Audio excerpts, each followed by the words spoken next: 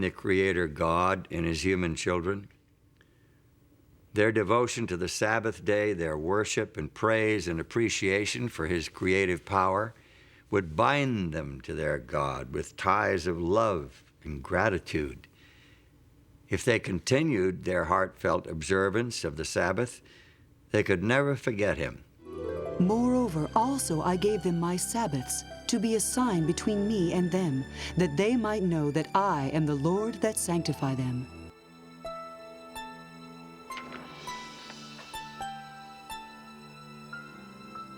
To those who honored the Sabbath of God, the day took on deep personal meaning. The day of rest and worship was an opportunity to know their Creator, who had promised to make them his own holy people. But history records that many of the Israelites didn't take advantage of this opportunity. There's evidence in the prophets, for example, Isaiah, that the Sabbath was poorly observed and neglected. Nehemiah also refers to that. The people had a problem with this. The reason would be really quite simple. The people lost sight of the lordship of God. But the house of Israel rebelled against me in the wilderness. They walked not in my statutes, and they despised my judgments. And my Sabbaths they greatly polluted. The Sabbath, symbol of Israel's unique relationship with God, the very heart of a creator-oriented worship system, was commonly desecrated. Finally, the prophet Jeremiah announced the result of Israel's apostasy.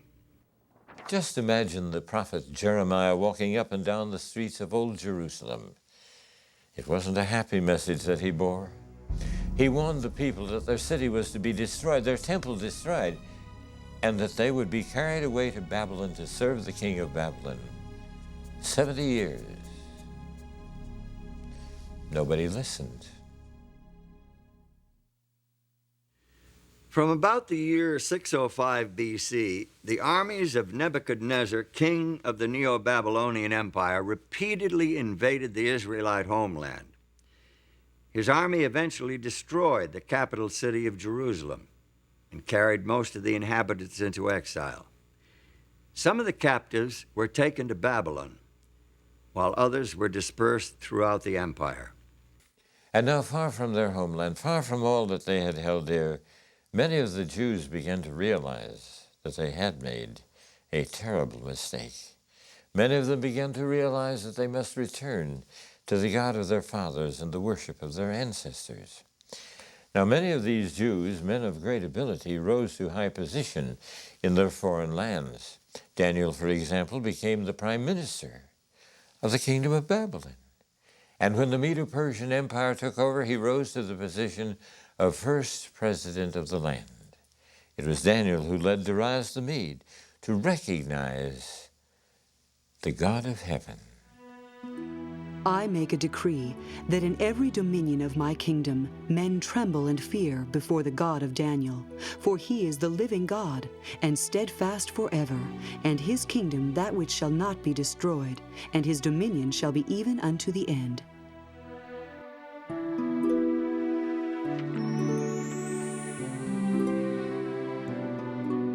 There is evidence to suggest that the religion of the exiled nation became so well known that it influenced the philosophical and religious movements of the following century.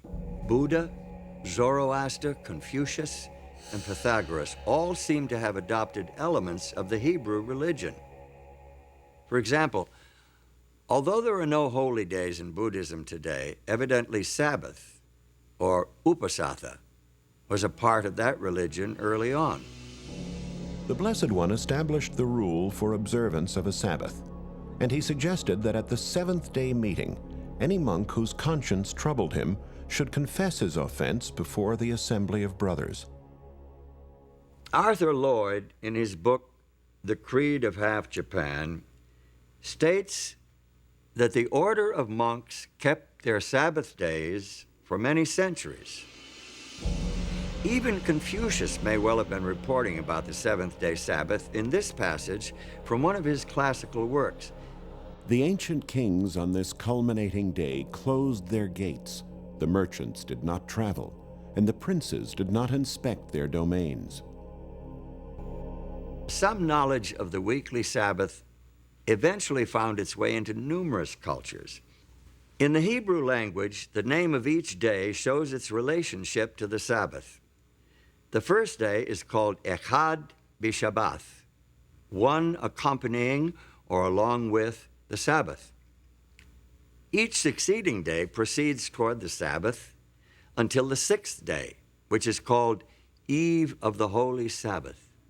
Day 7 then is Sabbath. In more than 100 ancient and modern languages, the seventh day of the weekly cycle was named Sabbath or its equivalent.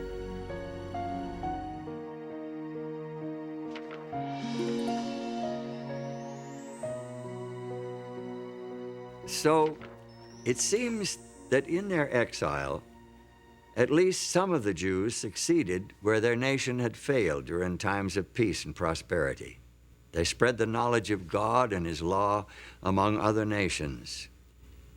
But what would happen when these captives returned to their homeland? Would they maintain the worship of the true God, or would they revert to the practices of previous generations?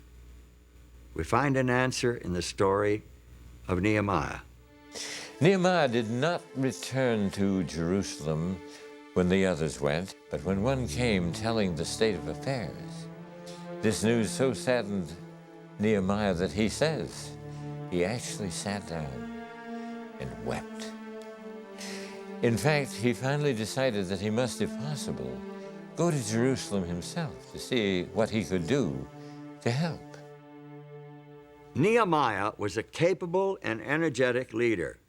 He successfully directed the reconstruction in the city of Jerusalem, but he didn't stop there. He was a zealous reformer with a burden for restoring the spiritual life of his people, because he saw Sabbath breaking as a reason for the years of captivity. He was particularly devoted to preserving the sanctity of the holy day. He discovered that the people were buying and selling on the Sabbath day. Well, he said, we can't do this sort of thing. This is the reason why we were sent into captivity. And when the merchants still continued to come, he ordered the gates barred on the Sabbath day. And when they still continued to come and camp outside the gates of the city, he threatened to have them arrested. A priest named Ezra assisted Nehemiah in his work. He exerted a strong influence on the spiritual life of the Jews of his day. Ezra taught the people God's laws and led a spiritual revival and reformation based on the inspired scriptures. The people joined together in a solemn oath to obey the commandments that God had given through Moses. They promised not to desecrate the Sabbath by entering into commerce on that day. They observed the holy day so carefully and consistently that Sabbath keeping became a distinctive characteristic of their nation. During the period between the end of the Bible's Old Testament record and the beginning of the story of Jesus Christ in the New Testament, there was almost continual upheaval in the Middle East. The armies of Alexander the Great overran the Persian Empire. Within a short time, Alexander himself died, and his empire broke up into rival factions. Palestine, along with Syria, eventually came under the rule of the Seleucid dynasty. King Antiochus IV is notable especially because of his opposition to the religion of the Jews. His troops took over the temple in Jerusalem and set up a system of pagan worship in its courts. Josephus, the famous chronicler of Jewish history, tells us that Antiochus tried to stamp out all visible evidence of the Jews' spiritual identity. So he sent emissaries to Jerusalem, declaring, they must tear down the altar of Jehovah. They must give up the worship of the Sabbath. So they gathered themselves together, fled to the wilderness, and there they found a cave that could accommodate their numbers, about 1,000. Now when it was told the king's servants that certain men who had broken the king's commandment were gone down into the secret places in the wilderness, they pursued after them a great number, and having overtaken them, they camped against them, and made war against them on the Sabbath day. And they said unto them, Come forth, and ye shall live. But they said, We will not come forth, neither will we do the king's commandment to profane the Sabbath day. And they burnt them as they were in the caves, because they were not willing to break in upon the honor they owed the Sabbath, even in such distresses. There were about 1,000 with their wives and children, who were smothered and died in these caves. The martyrdom of those Jewish patriots in the days of Antiochus IV is a great testimony to the power of their beliefs. Their God and his Sabbath meant more to them than life itself. Their sacrifice was a victory of faith. The Old Testament, supported by the evidence of history, language, and culture, establishes the Sabbath as a sacred memorial to the creative and redemptive work of God. It declares the Sabbath to be a sign of the intimate relationship between the Creator and those who worship him, a day of rest and worship that can bind the hearts of human beings to the heart of their Creator.